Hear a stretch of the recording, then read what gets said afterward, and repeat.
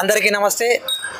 ప్రస్తుతం ఈ వినాయక నవరాత్రి ఉత్సవాలలో భాగంగా ఆదిలాబాద్లో ఉన్నటువంటి ఆ వినాయకుల్ని, ఆ గణనాథుల్ని అన్నీ చూపించే ప్రయత్నం మేము చేస్తూ ఉన్నాం. అందులో భాగంగా మొదటగా మన ఆదిలాబాద్లోని రిమ్స్ హాస్పిటల్ పక్కన తవ్వకాల్లో బయటపడ్డటువంటి గణనాథుని నుంచి మేము ప్రారంభం చేశాం. తర్వాత ఈ పట్టణంలో ఉన్నటువంటి అన్ని గణనాథుల్ని చూపించే ప్రయత్నం అయితే మీకు చేస్తాం.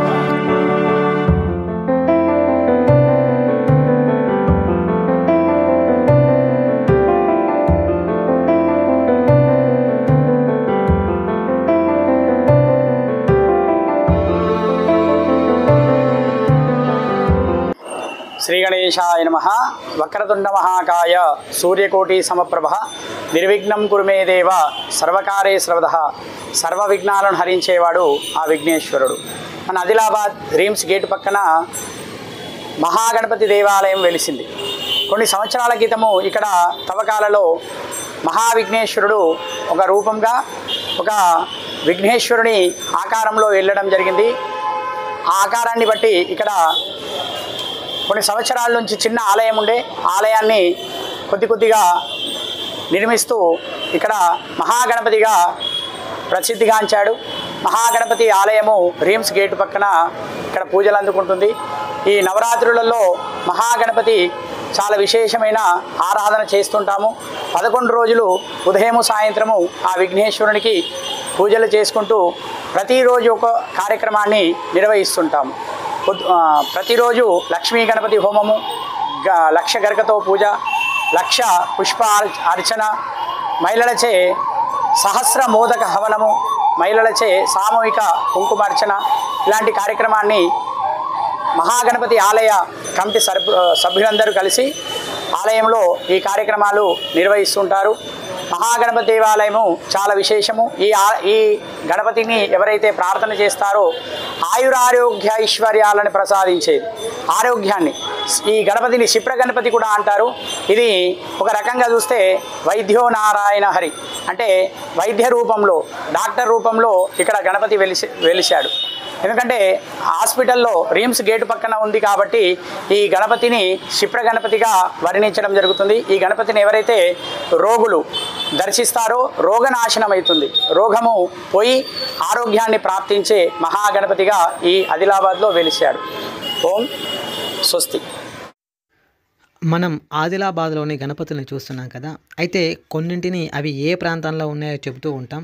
వీటిల్లో మీరు చూసిన వాటిని క్రింద కామెంట్ రూపంలో చెప్పండి.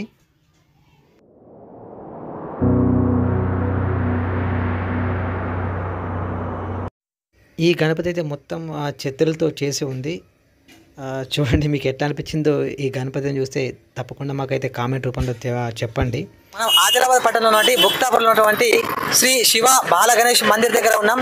ఇక్కడ ఈ గణనాథుని చూస్తే చాలా కొత్తగా ఉంది. ఆ కొత్త కాన్సెప్ట్లో ఆలోచించి ఈ గణనాథుని ఇక్కడ మనకు ఏర్పాటు చేసిండ్రు. మొత్తము అంబ్రెల్లాతో ఉంది, గొడుగులతో ఉంది.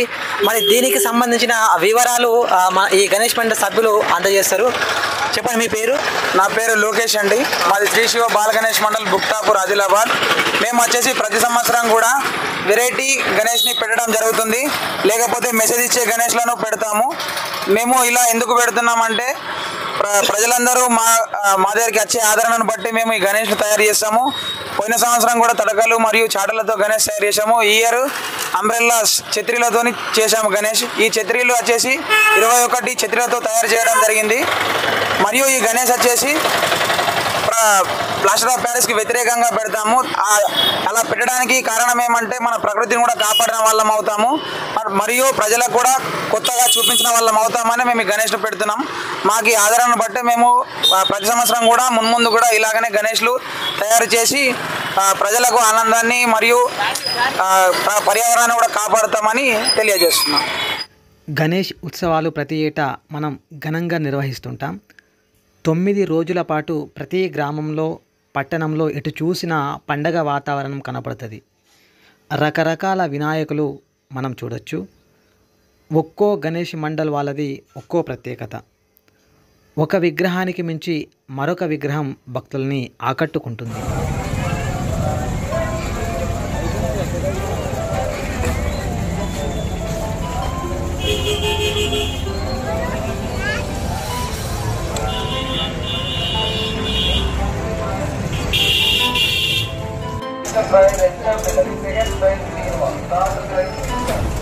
మనం కుమారపేటలో ఉన్నటువంటి 50 అడుగుల ఎత్తులో ఉన్నటువంటి ఆ వినాయకుని దగ్గర అయితే ఉన్నాం.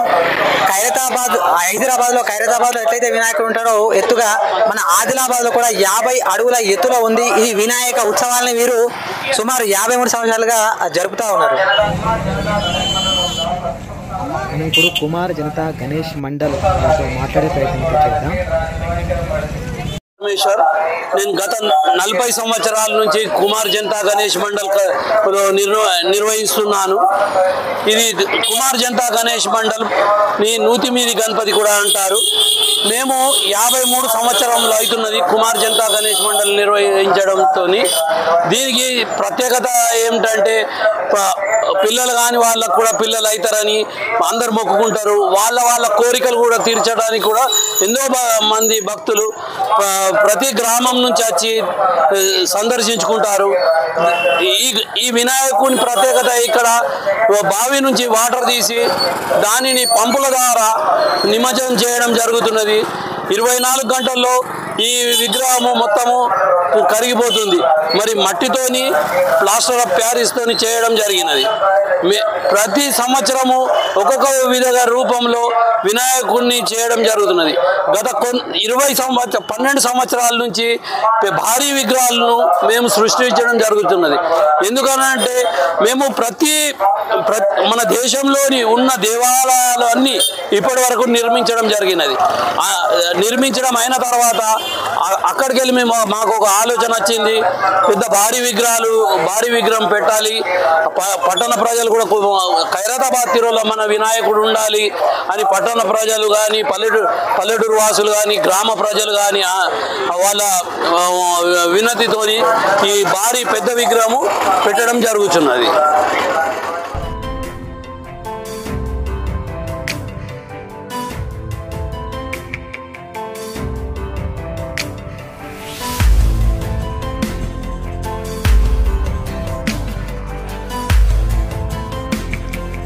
మీరు చూస్తున్న గణేష్లు ఏ ప్రాంతంలో ఉన్నాయో మాకు కామెంట్ రూపంలో అయితే చెప్పండి, చూద్దాం ఎందరు చెప్తారో.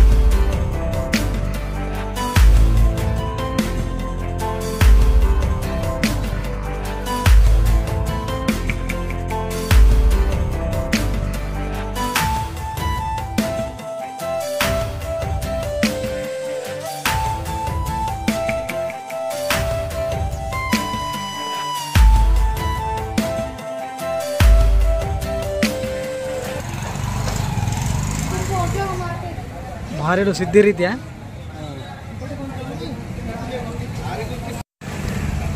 గణేష్ నవరాత్రి ఉత్సవాల చరిత్ర చూస్తే మన దేశంలో మొదటిసారిగా స్వాతంత్ర సమరయోధుడు బాల గంగాధర్ తిలక్ 1853లో మహారాష్ట్ర పూణేలో గణేష్ ఉత్సవాల్ని ప్రారంభించారు. ప్రజలందరినీ ఒక్క చోటుకు చేర్చేందుకు ఈ ఉత్సవాలు ప్రారంభమైనాయి. అలా గణేష్ ఉత్సవాలు దేశవ్యాప్తమైనాయి.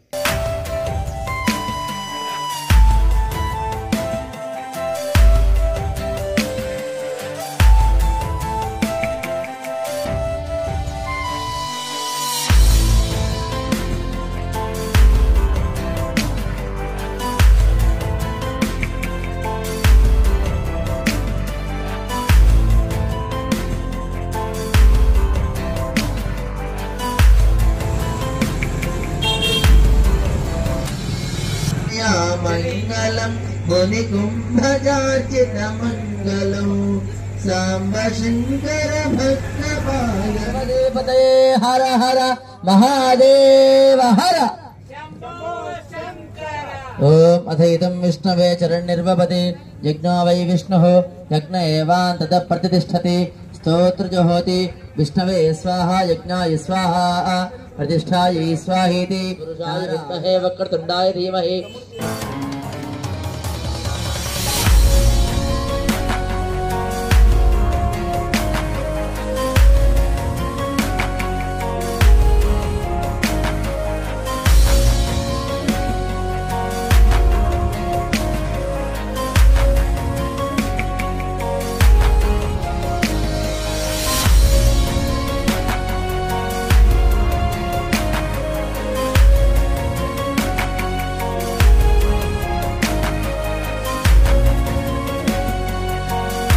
బాల గంగాధర్ తిలక్ 1905 ఏప్రిల్ 2న ఎడ్ల బండ్లపై ఆదిలాబాద్ జిల్లా కుబీరికి వచ్చి 1905లో తెలంగాణలో తొలిసారిగా కుబీరు విఠలేశ్వర ఆలయంలో శుద్ధ మట్టితో వినాయకుడిని ప్రతిష్ఠించిండ్రు.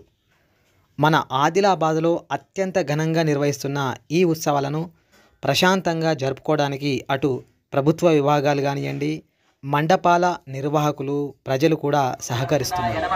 ఓం భాస్పతయే నమః, ఓం శృంగారిణే నమః, ఓం అష్టదవత్సరాయ నమః, ఓం శివప్రియాయ నమః, ఓం శీఘ్రకారిణే నమః, ఓం శాశ్వతాయ నమః, ఓం అగ్రగామినే నమః, ఓం మేధస్సుదాయ నమః, ఓం చారుకరప్రభాయ నమః, ఓం సర్వాయ నమః, ఓం సర్వోపకర్తాయ నమః, ఓం సర్వకర్తాయ నమః, ఓం సర్వనేత్రాయ నమః, ఓం సర్వవిద్యులాయ నమః. వర్షమైతే కొద్దిగా పడుడు మొదలైంది. మిగతా గణేష్ మండపాల వద్దకైతే పోలేము. అనేక ఆకట్టుకునే వినాయకుల్ని మీరు చూసిండ్రు కదా. మరి మీకు ఏది ఎలా అనిపించిందో కామెంట్ చేయండి. ఈ వీడియో చూసినందుకు మీకు ధన్యవాదాలు. ఈ వీడియో కనుక మీకు నచ్చితే ఒక లైక్, సబ్స్క్రైబ్ చేసి ఉండకపోతే సబ్స్క్రైబ్ చేసుకోండి. ధన్యవాదాలు. ఓం గణానాం త్వా గణపతిం నమామహే కవిం కవీనాముపవస్రవస్రమః జ్యేష్ఠరాజం బ్రహ్మణస్పదః ఆనాస్వన్నోర్విః శిరసానం శ్రీ మహాగణాయ పతహే నమో నమః.